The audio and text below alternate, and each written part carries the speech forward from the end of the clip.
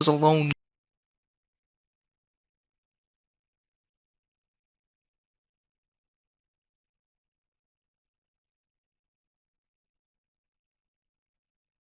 Chris took an immediate and deep dislike to the skinny red rectangle. Who the hell did this Thomas think he was?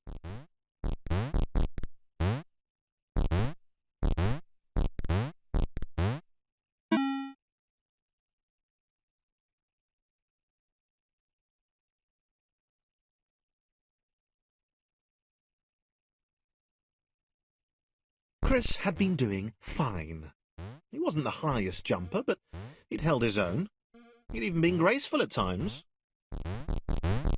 Well, not technically graceful. It's probably the wrong word, but, you know, fine.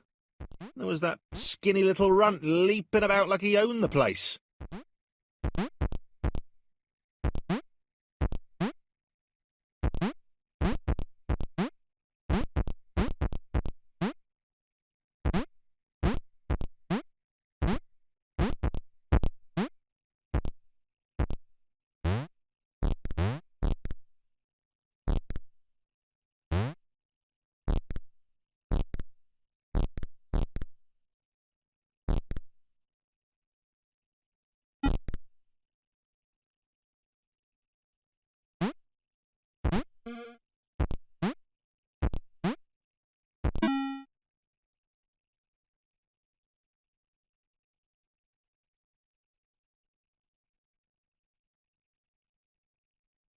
Okay, this was more like it. A glowy white thing. Only Chris could get to it, which of course made it all the more enticing. What would it do? What new opportunity might this switch open up to him? Great.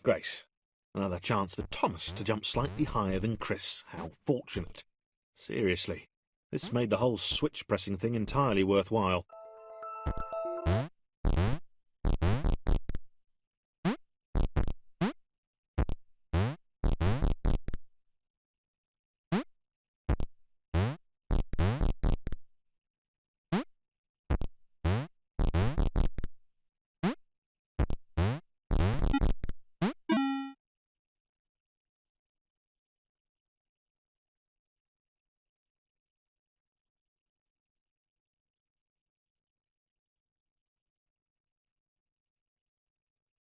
Was this good? Because on the surface, it did not seem good. Chris was pretty scared. Little Red seemed fine, happy to be on his merry little adventure.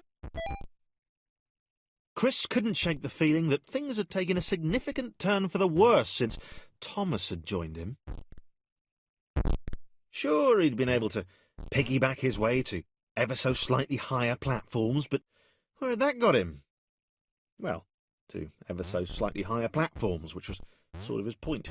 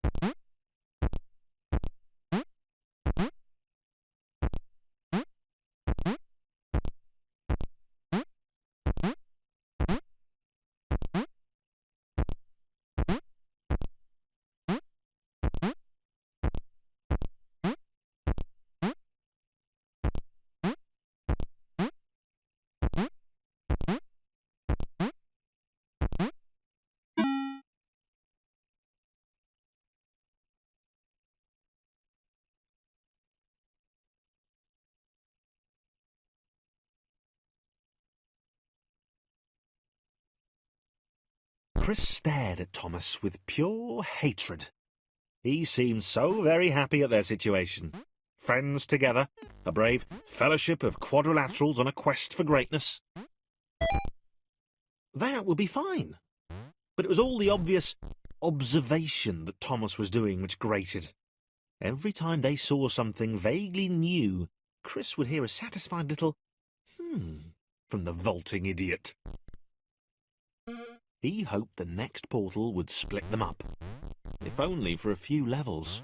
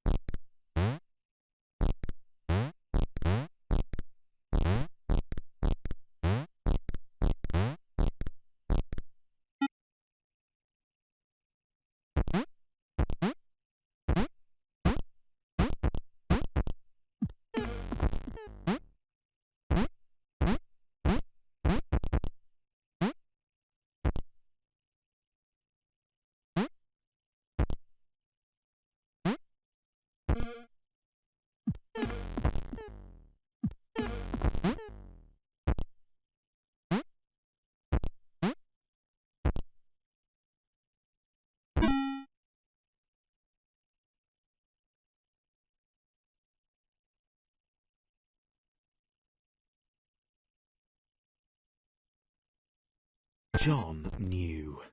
He knew that this was his chance, a moment to shine. This was game day.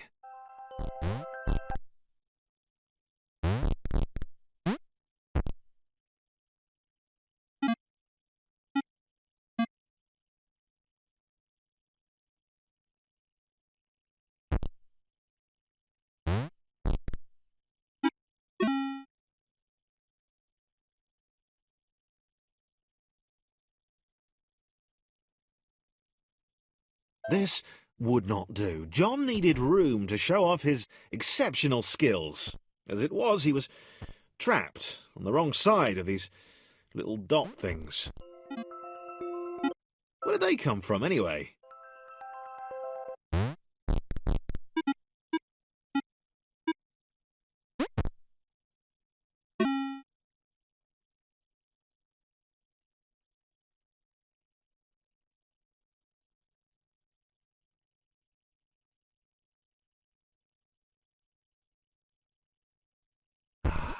John inhaled the air of the open space, and it smelled of awesome. Time to flex those muscles, to put his training to use, time to show those little dots how it was done. John decided to press the switch, to let the little dots catch up with him. John cared for his new allies. You could tell from the sympathetic expression he practiced in the mirror all these years.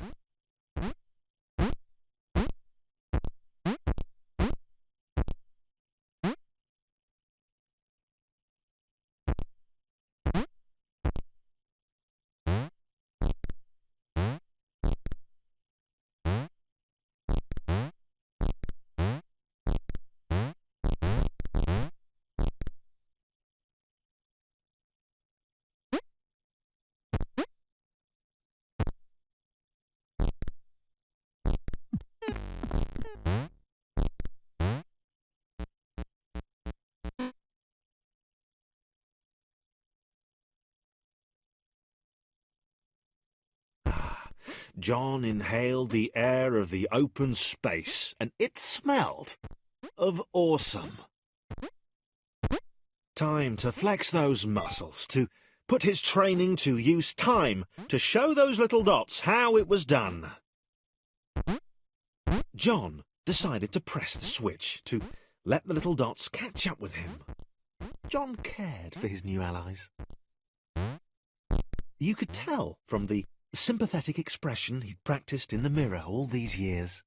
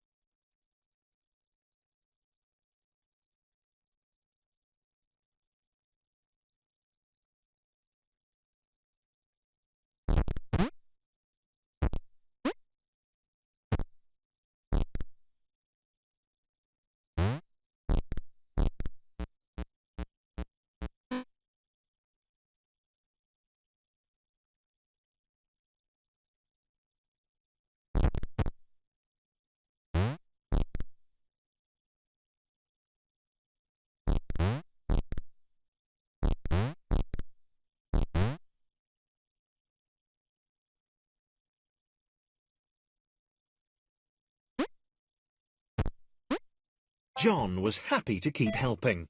He felt it was important to his image that he was seen to help the little guys.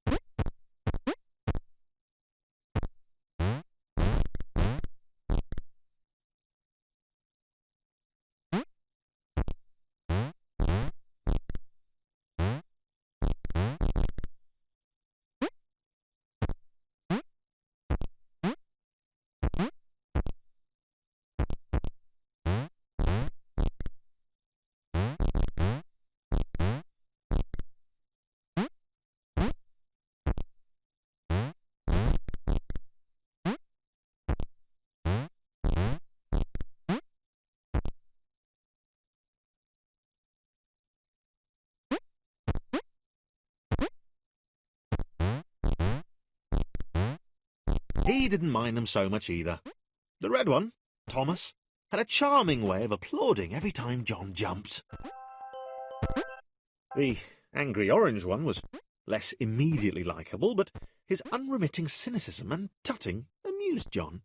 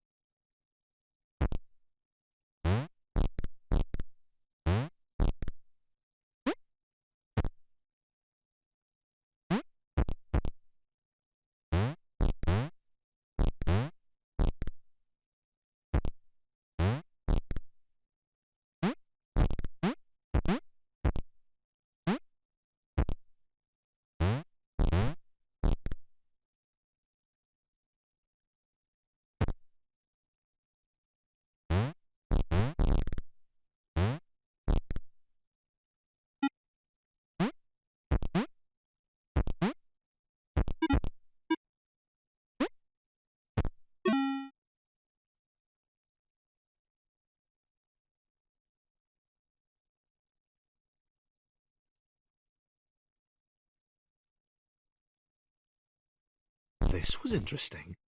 A floating target. This would require coordination, balance, and timing. John was sure the dots would be lost, but he was happy to guide them to triumph.